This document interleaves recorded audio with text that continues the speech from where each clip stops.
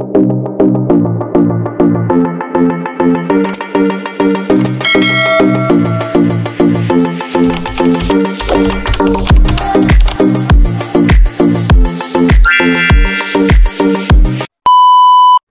guys, alam niyo ba kung anong tawag sa prutas na to? Ngayon ko lang din nalaman.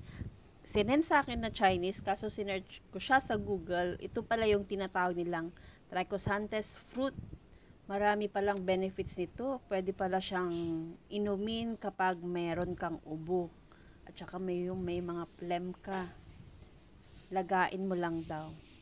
Siyempre, first time kong magluto nito, kaya tatanggalin muna natin siya ng buto. According sa sinend sa akin na video ng nagbigay nito. Yan yung ginawa niya. Tinanggalan muna niya ng buto. Tapos, syempre, ginawa ko rin yan.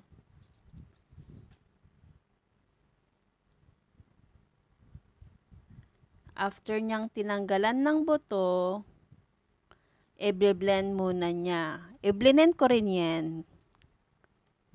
Kagaya nito. Pagka-blend niya, yan yung ginawa niya lahat.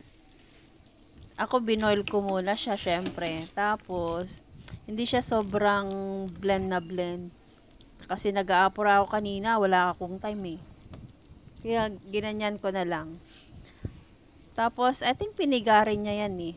Pero ako hindi na. Bali, niluto ko lang siya ng around 20 to 30 minutes.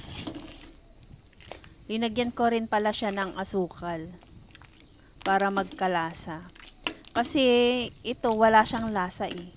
Very plain yung, yung lasa niya. Kaya need mo siyang lagyan ng asukal.